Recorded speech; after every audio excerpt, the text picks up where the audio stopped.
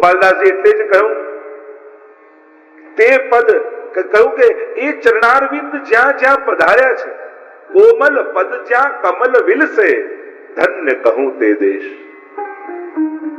શ્રેષ્ઠતમ ભૂમિ કઈ? તો કે જે ભૂમિ ઉપર મારા શ્રી વલ્લભના ચરણ જ્યાં પધાર્યા હોય એ ભૂમિ ધન્ય છે. ઠાકોરજી 11 વર્ષ ને 52 દિવસ બ્રજમાં બિરાજ્યા અને બ્રજની ભૂમિને ખુલ્લા ચરણારવિંદથી પાવન કરી. બ્રજની ભૂમિને તો પાવન કરી, પણ ભારતની અન્ય ભૂમિ રહી ગઈ. પછી તો પ્રભુ અવતાર કાર્ય કરવા માટે લાગી ગયા. અને જ્યારે અન્ય ભૂમિએ વિનંતી કરી કે આપે બ્રજને તો પાવન કર્યું પ્રભુ, અમારા ઉપર કૃપા ક્યારે થાય? અને ત્યારે પ્રભુએ કહ્યું કે હમણાં તો બ્રજને પાવન કરવા આવ્યો છે, પણ જ્યારે મહાપ્રભુ બનીને આવીશ ત્યારે સમગ્ર ભારત ભૂમિને પાવન કરીશ. ઠાકોરજી ખુલ્લા ચરણારવિંદથી બ્રજની ભૂમિને પાવન કરી, પણ એ જ પ્રભુ જ્યારે મહાપ્રભુ બનીને આવ્યા ત્યારે ખુલ્લા ચરણારવિંદથી અંગ ભંગ કલિંગ કૈકટ મગધ માર સુર સિંધ તે તામસના અઘર્યા પ્રતાપ પદરજ ગંધ તીર્થ સકલ સનાત કીધા ચરણ રેણુ સમાજ. ભારતના સમગ્ર ભૂમિ ઉપર ખુલ્લા ચરણારવિંદથી પધારી અને સમગ્ર ભૂમિને પાવન કરી છે, તીર્થોને તીર્થત્વ પ્રદાન કર્યું છે. અને એ પરિક્રમા દરમિયાન જ્યાં જ્યાં મહાપ્રભુજી આ ભાગવતજીના પારાયણ કર્યા એ બેઠકજી રૂપે પ્રસિદ્ધ છે. એને આપણે બેઠકજી કહીએ છીએ. બેઠક એટલે બેસવાનું સ્થાન.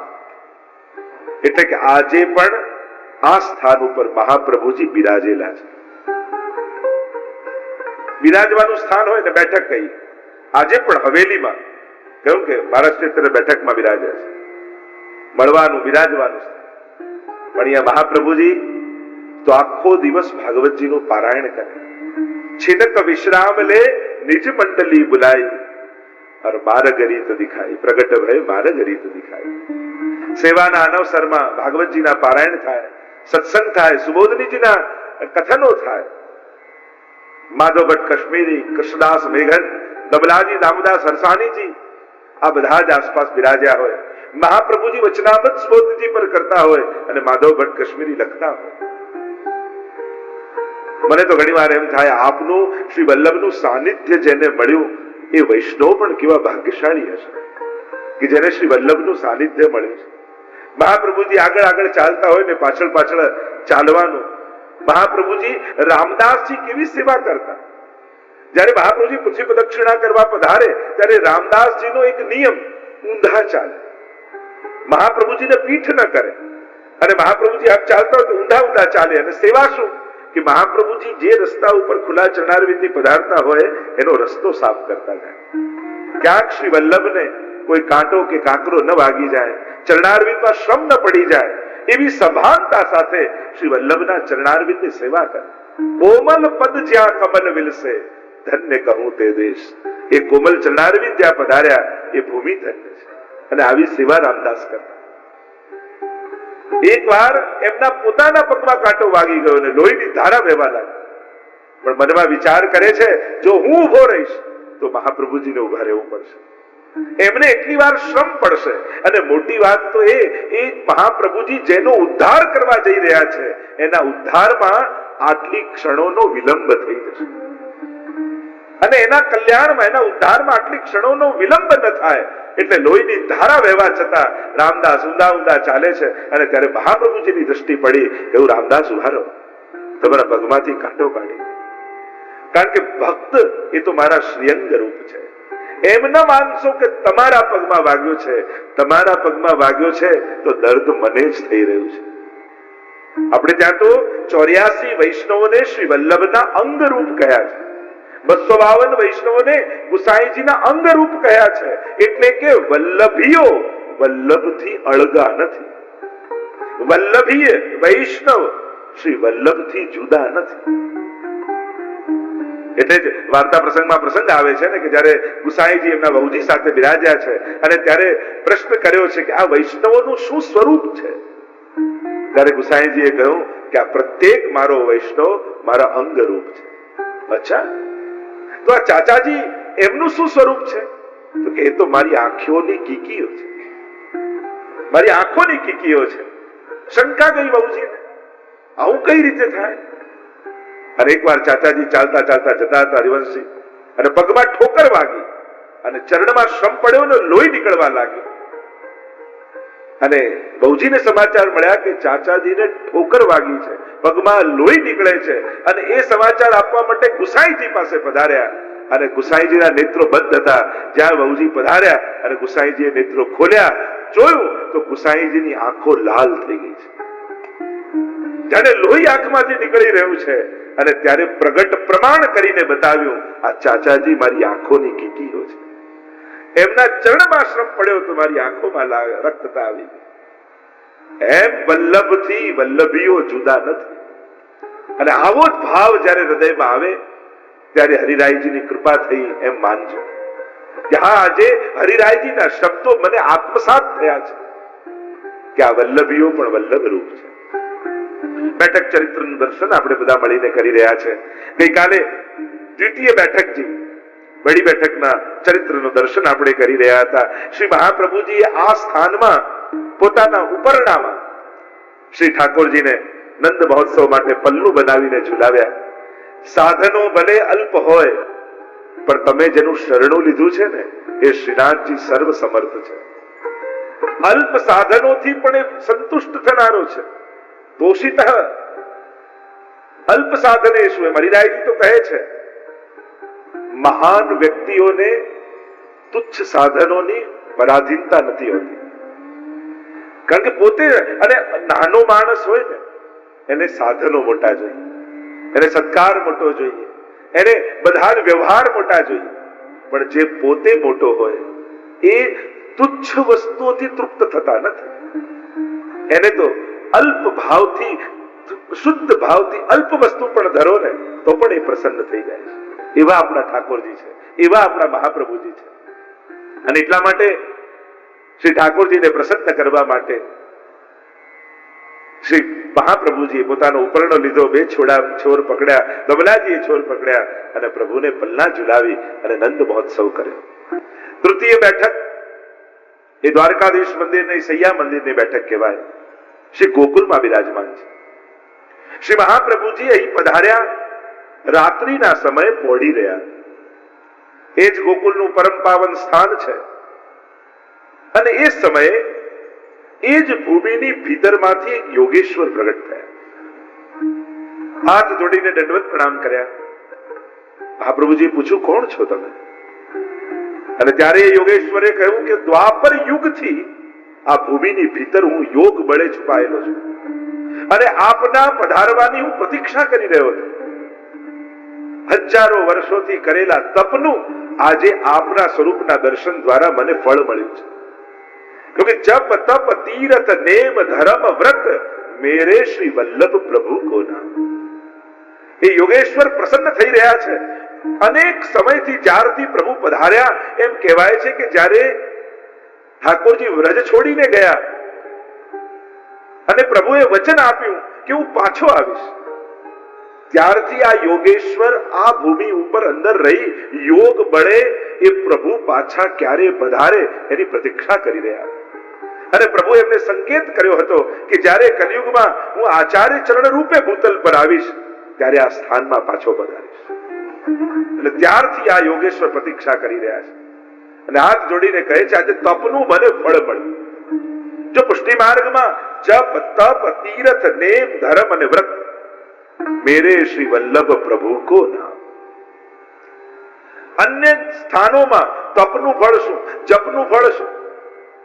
લોકો અલૌકિક કાર્યો કરીને પણ ફળ રૂપે ઈચ્છા તો લૌકિકની જ રાખે છે.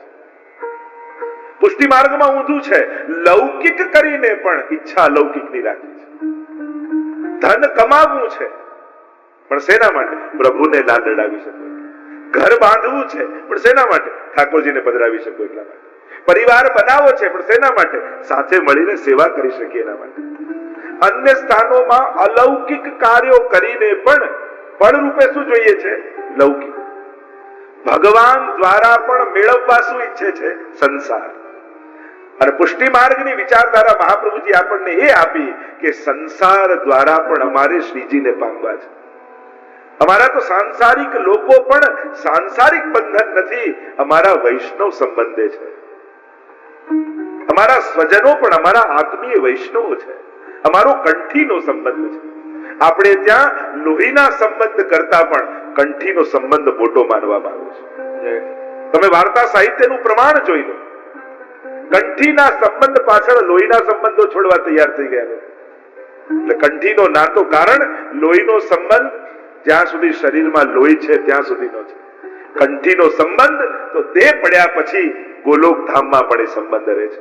જ્યારે શરીર નથી રહેતું ત્યારે પણ એ આત્માનો સંબંધ તો શાશ્વત રહે છે. એટલે સાચો સંબંધ આપણે ત્યાં કંઠીનો માનવામાં આવે છે. તો અહીંયા તો જપનું ફળ શું? તો કે શ્રી વલ્લભ. તપનું ફળ શું? તો શ્રી વલ્લભ.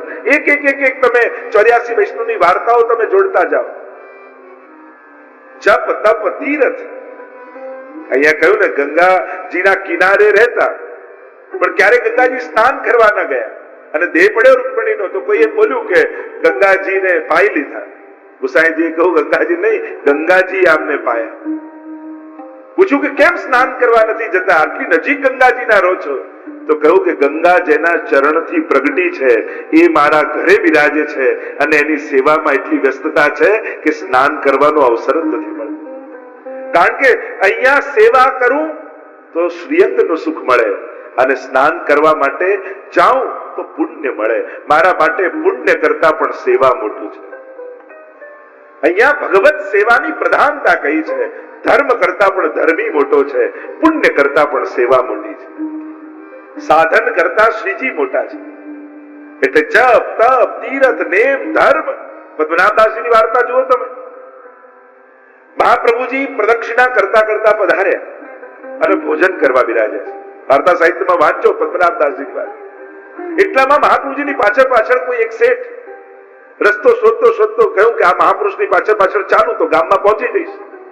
અને મહાપ્રભુજી તો જલ્દી પધારી ગયા, પાછળથી કોઈ એનું ધન લૂંટી ગયું. અને ધન લૂંટી ગયું તો હતું એ બધું જતું રહ્યું. તો કોને ફરિયાદ કરું, બીજું તો કોઈ છે નહીં. આ જેમની પાછળ જતા હતા એમને કહું કે મારું ધન લૂંટાઈ ગયું, મને ધન ક્યાંથી પાછું મળે? અને પદ્મનાભદાસજી દ્વાર પર ઉભા છે, મહાપ્રભુજી ભોજન કરવા બિરાજ્યા છે. અને પેલા શેઠજી આવ્યા, શોધતા કહ્યું કે પેલા આચાર્ય ચરણ ક્યાં ગયા? પદ્મનાભદાસજીએ કહ્યું ભોજન કરવા બિરાજ્યા છે. મારે હમણાં ને હમણાં ફરિયાદ કરવી છે, હમણાં ને હમણાં મારી યાચના કરવી છે, મારું ખોવાયેલું ધન મને ક્યાંથી મળે? પદ્મનાભદાસજીને થયું અરે જો મહાપ્રભુજીના કર્ણમાં શબ્દો પડશે તો એમને શ્રમ પડશે. એ તો આપ તો પરમ મહાકારુણિક છે, કોઈનું દુઃખ જોઈ શકતા નથી, ભોજન છોડીને ઉભા થઈને આવી જશે. એ તો આવી જશે પણ મારો સેવક ધર્મ જશે. જો ઠાકોરજી કૃપા કરીને બધું છોડીને જીવ પાસે આવે, પણ આપણે સેવક છીએ, આપણે આપણો સેવક ધર્મ ન જતો રહે એની સાવધાની રાખી. ગઈકાલે જો કહેતો એને જરૂર છે કે નહીં એની ચિંતા આપણે નહીં કરવી, પણ મને ધરવાનો મોકો મળ્યો એ આપણું સૌભાગ્ય છે. આપણે તો મંદિરનું બેંક બેલેન્સ ચેક કરવા જઈએ કે એમાં કેટલા છે અને આપવા જેવા છે કે નહીં મંદિરમાં. અરે એ વિચારવાનું કામ આપણું નથી, આપણને આપવાની ઈચ્છા થઈ એ આપણું સૌભાગ્ય છે. એ કોઈ દાન નથી કે કોઈ જરૂરિયાતને આપી, એ તો દાન કહેવાય, પણ સમર્પણ છે. અહીંયા તો મારું સૌભાગ્ય છે કે મારા મનમાં પ્રભુને ધરવાની ઈચ્છા જાગી. થયું કે મહાપ્રભુજીને જો શ્રમ પડે તો મારો સેવક ધર્મ જાય. અચ્છા કેટલા પૈસા તમારા ગયા છે, ચાલો મારી સાથે. પદ્મનાભદાસજી પાસે કઈ છે નહીં, બજારમાં લઈ ગયા. શેઠજી દુકાન પર બેઠા હતા અને પદ્મનાભદાસજીની સાખ એવી કે એના જેવો ભગવદી ગામમાં કોઈ નહીં. કહ્યું કે આને જેટલા રૂપિયા જોઈતા હોય આપી દો. લોકો આપી તો દઉં પણ એના બદલામાં શું મૂકશો? ત્યારે પદ્મનાભદાસજી કહે છે મારો ધર્મ હું ગીરવે મૂકું છું. આજ સુધી જે કોઈ પણ ધર્મ મારાથી રંચક પણ થયો હશે એ ધર્મ તમને ગીરવે આપું છું, પૈસા આપીને પાછો છોડાવી દઈશ. એમની વચન પર વિશ્વાસ. અને પેલા શેઠજીએ ધર્મ ગીરવે રાખીને થયું કે તમારો ધર્મ ગીરવે, આજ સુધીના કરેલા સત્કર્મો પુણ્યો ગીરવે મૂકી જાઓ છો. શેના માટે? કે જો ધર્મીને સુખ ના આપી શકું તે ધર્મ શું કામ? મારા કરેલા ધર્મો મારા ગુરુને જો શ્રમ પડતા રોકી ન શકે તો એ ધર્મ મારા શું કામ?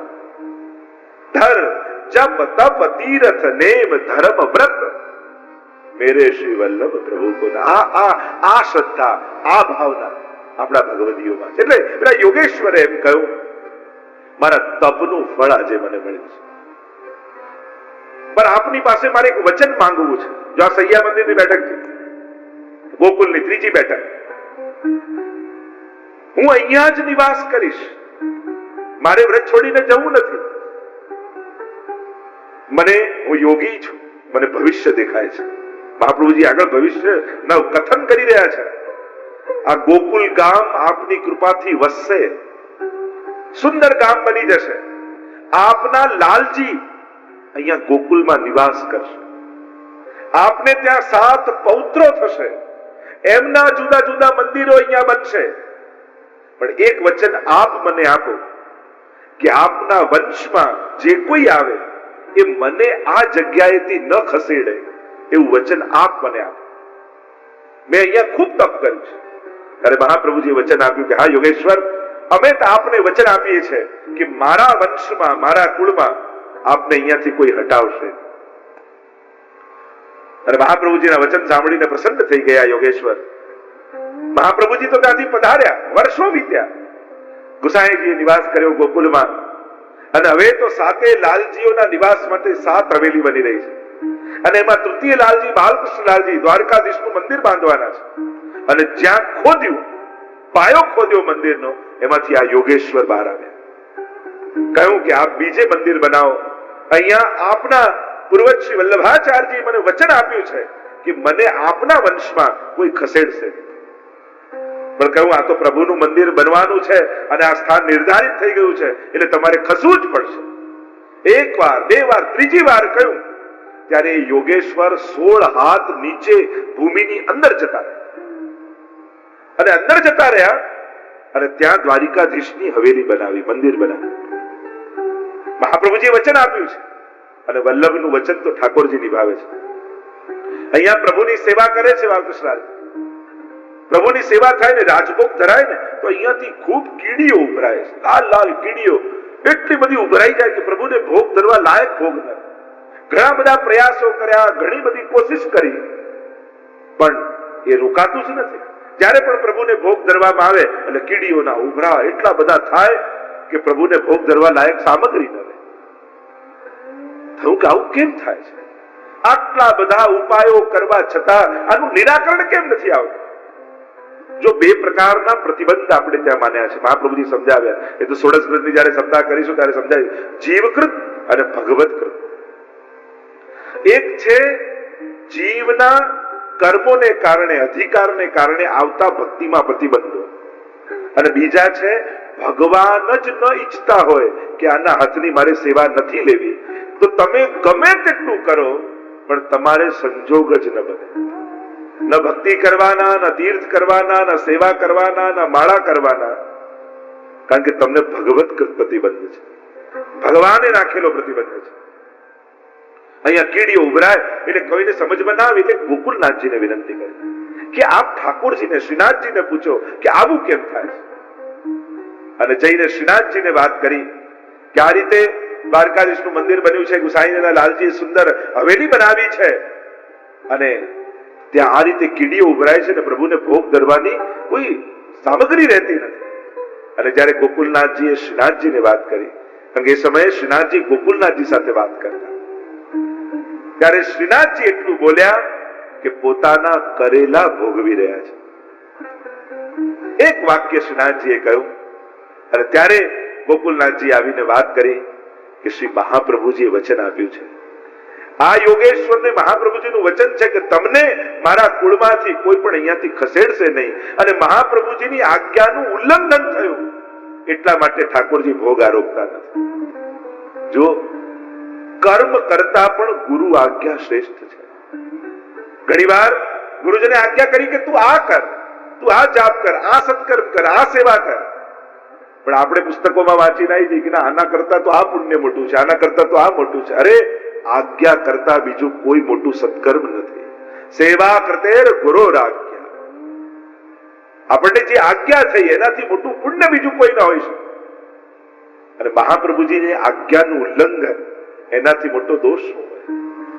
મહાપ્રભુજીએ દરેક વૈષ્ણવને કઈ આજ્ઞા કરી છે, પણ મહાપ્રભુજી એટલા કૃપાળુ છે ને, એમ નથી કહેતા કે આ કર. મહાપ્રભુ ઇતિ મે મતિ, જો આ ગુરુની ઉદારતા, મારું આવું માનવું છે, આમ કરો તો સારું, આમ થાય તો સારું, ઇતિ મે મતિ.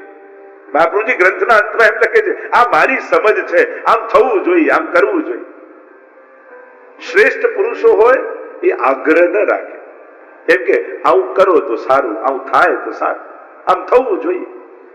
પણ ગુરુની ઈચ્છા એ શિષ્ય માટે તો આજ્ઞા જ છે. એને કહેવાની જરૂર ન પડે, એની ઈચ્છા જ આપણી આજ્ઞા માની લેવી. અને જયારે એને ઈચ્છા પ્રગટ કરી, ત્યારે અલૌકિક કાર્યોમાં, અલૌકિક આજ્ઞાઓમાં આપણી લૌકિક બુદ્ધિનો ઉપયોગ કરીએ છીએ, ત્યારે હાનિ આપણી જ થાય છે. આપણે નથી જાણતા કે શા માટે એમણે આજ્ઞા કરી. ઘણી વાર ગુરુની વાતો વર્ષો પછી આપણને સમજાતી હોય કે ના, એ કહેતા હતા એ સાચું હતું. એ સમય આપણને ના સમજાય. તો શ્રી મહાપ્રભુજીની આજ્ઞાનું ઉલ્લંઘન થયું એટલે શ્રીનાથજી બાબાએ કહ્યું કે પોતાના જ કરેલા ભોગવ્યા છે. સેવામાં સાવધાન રહેવું. ઘણી વાર ઘણી વસ્તુઓનો અતિ આગ્રહ આપણને પ્રભુને શ્રમ આપનારો કરી દે છે.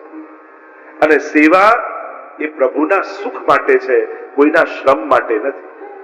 આપણી સેવા થકી કોઈને પણ તકલીફ ન પડવી જોઈએ, એ હંમેશા સાવધાની રાખે. મહાપ્રભુજી તો આજ્ઞા કરે છે, સાથ આપે તો બહુ સારી વાત, નથી આપતા કયા પછી પણ નથી આપતા, પણ ક્લેશ ન કરો. પ્રભુ નિમિત્તે ક્યારે પણ ક્લેશ ન થવો જોઈએ. ક્લેશ કરીને કરેલી સેવાથી ઠાકોરજીને પ્રસન્નતા થતી નથી. ક્લેશને ટાળો, કારણ કે જયારે ક્લેશથી ઉદ્વેગ આવશે તો સેવામાં ઉદ્વેગને પ્રતિબંધ કયો છે. કોશિશ કરો સેવા જેને ત્યાં બિરાજે છે એના ઘરમાં આનંદ રહે. આપણા ઘરે ઠાકોરજી છે, અને જેના ઘરે ઠાકોરજી હોય, જે ઠાકોરજીની સેવા કરતો હોય, એ તો કેવો વિચાર વાળો હોય, એની ભાવનાઓ કેવી હોય. એટલે સેવા કરવા તમારા વિચારો તૈયાર નહીં હોય, તમારું મન અને બુદ્ધિ તૈયાર નહીં હોય, તો સેવા પણ ક્લેશનું કારણ થઈ જશે. ખરેખર સેવા તો આનંદનું કારણ છે, અને આનંદ નિમિત્તની સેવા આપણા માટે ક્લેશનું કારણ બની જાય છે. તો ચિંતન કરવું કે ક્યાંક મારી સમજમાં, મારા વ્યવહારમાં, મારા ચિંતનમાં કંઈક ફેર લાગે છે. મહાપ્રભુજી તો ત્યાં સુધી કહે છે